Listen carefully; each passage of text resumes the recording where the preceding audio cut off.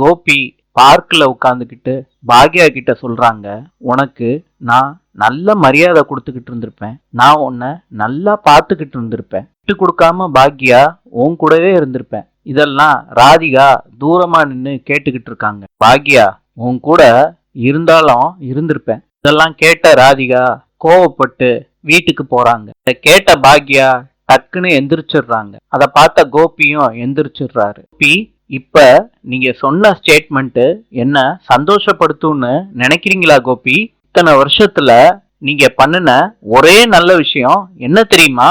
என்னை விட்டு போனீங்கல்ல, அதுதான். நீங்க மாத்திரம் போலாட்டி எனக்கு நான் யாருன்னு தெரியாமே இருந்திருக்கோம். இப்படியே என் கூட இருந்துருவேன்னு பயமுறுத்தாதீங்க என்னைய. பாக்யா நில்லு பாக்யா. கோபி, இப்ப எதுக்கு என்ன நில்லுன்னு சொல்றீங்க?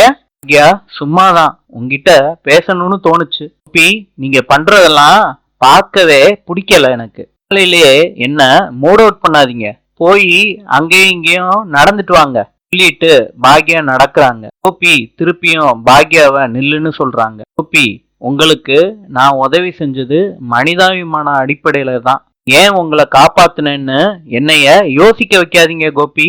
உங்க கோபி சொல்லிட்டு பாக்யா வேகமா நடக்கிறாங்க. கோவத்தோட ராதிகா வீட்டுக்கு போறாங்க. கமலா ராதிகா கிட்ட என்ன நடந்துச்சுன்னு கேக்குறாங்க. எல்லாத்தையும் ராதிகா சொல்றாங்க. அதுக்கு கமலா சொல்றாங்க, இந்த மாதிரி விட்டு கொடுத்துக்கிட்டே இருந்தேன்னா இந்த மாதிரிதான் நடக்கும், போய் உன் வாழ்க்கைய காப்பாத்திக்கிறதுக்கு பாருன்னு சொல்றாங்க. ராதிகா ரொம்ப நேரமா வீட்லயே உட்கார்ந்துகிட்டு இருக்காங்க. அவங்களுக்கு மனசு வரல. ஒரு ட்ரிப்பு கோபிய பார்த்துட்டு வந்துருவோம்னு அவங்க வீட்டுல இருந்து போறாங்க.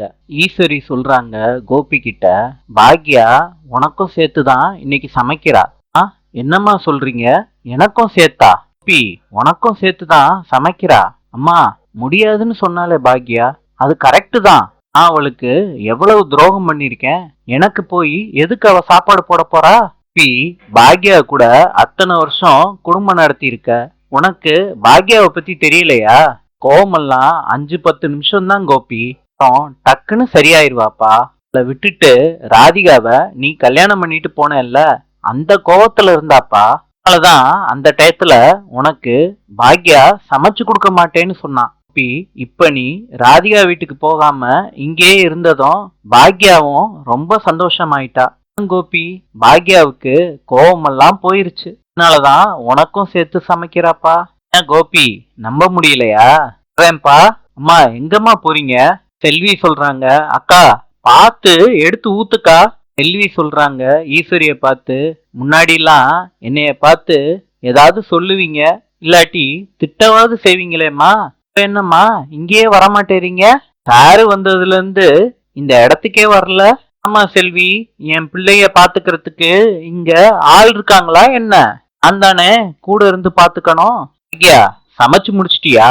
அத்தை சமைச்சு முடிச்சிட்டேன். அம்மா பாக்யா என்ன சமைச்சிருக்க அப்படின்னு எல்லா பாத்திரத்தையும் திறந்து பாக்குறாங்க ஈஸ்வரி. எனக்கு என்னமோ இன்னைக்கு தெரியல பாக்யா, சீக்கிரத்திலேயே பசி எடுக்க ஆரம்பிச்சிருச்சு. சாப்பிடுங்க அத்தை. செல்வி அந்த தட்டையும் கரண்டியும் எடு.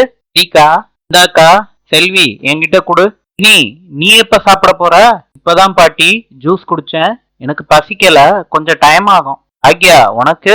அத்தை எனக்கும் டைம் ஆகும், நீங்க சாப்பிடுங்க அத்தை. பாக்யா உங்களையெல்லாம் பார்க்க வச்சுக்கிட்டு நான் எப்படி சாப்பிடுறது? சரி சொல்றாங்க, என்னம்மா கேள்வி இது? பசிச்சா சாப்பிட வேண்டியதானே, அவங்கவுங்க வயிற்றுக்கு அவங்கவங்க தானே சாப்பிட முடியும். கேள்வி சாப்பிடலாம், ஆனா பார்க்க வச்சுக்கிட்டு சாப்பிட்டா அது ஒரு மாதிரியா தானே இருக்கும்.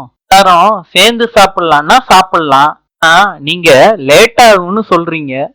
நான் ஒண்ணு பண்றேன், என் ரூம்ல உட்காந்து சாப்பிடுறேன். ஜெனி சொல்றாங்க, பாட்டி இங்கேயே உட்காந்து சாப்பிடுங்க.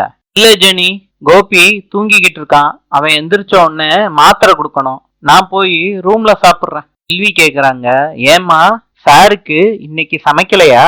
சமைக்கணும் செல்வி, நான் சாப்பிட்டுதான் சமைக்க போறேன். கோபிக்கு நான் தானே சமைச்சாகணும், வேற யார் இருக்கா சமைக்கிறதுக்கு? பாக்யாவா?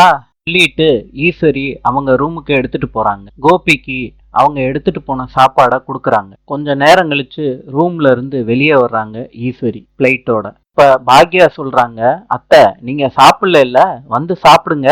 ஐயா நான் தான் சாப்பிட்டேனே, நீ சமைச்சதுதான் எடுத்துட்டு போனேன்ல, சாப்பிட்டேன். பாக்யா நான் எடுத்துட்டு போனத மறந்துட்டியா?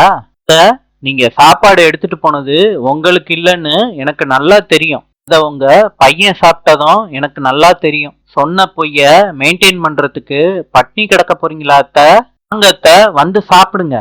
பாக்யா, வந்திருக்கால ராதிகா, அவ போகட்டும், அப்புறம் நான் சாப்பிட்டுக்கிறேன். அத்தை, சாப்பிட்டு போங்க அத்தை.